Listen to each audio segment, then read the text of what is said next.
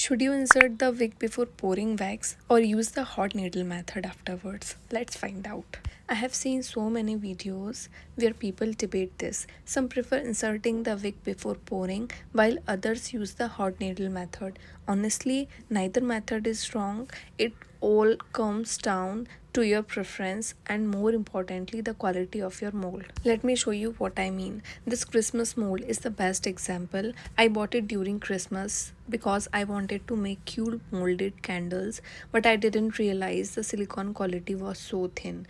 When I inserted the wick using a needle, the mold tore apart. I honestly wasn't expecting that. Since then, I have stopped using it for candles. Instead, I use it to make concrete figurines for DIY painting kits, so at least the mold didn't go to waste.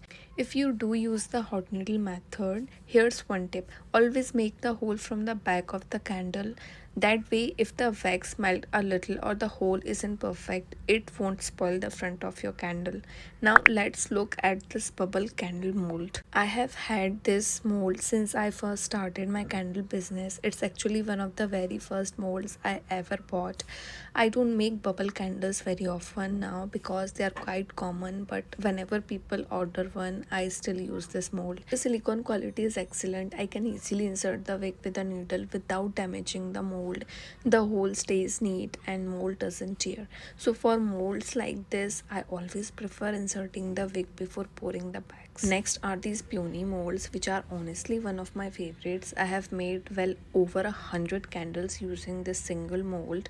The silicone is thick, durable, and gives such a beautiful details. When I first started making candles, I used to break the flower petals while demolding because I didn't know the correct technique, but with experience that doesn't happen anymore. For molds like these, I also insert the wick before pouring because it's much faster, especially when I'm making candles in bulk and working alone. Now let's talk about thinner molds like these daisy candles. For these, the hot needle method actually works really well. Since the candle isn't very thick, you can heat the needle once and make a clean hole from the back and insert the wick easily. But here's something many people don't mention: making the hole is only half the job. Your wick also has to fit through it. If the wick is thicker than the hole, you will end up reheating the needle and making the hole bigger anyway. That's why whenever my mold quality allows it, I still prefer inserting the wick before pouring the wax. Again, this is simply the method that works best for me. If the toothpick or hot needle technique works better for you, that's completely okay.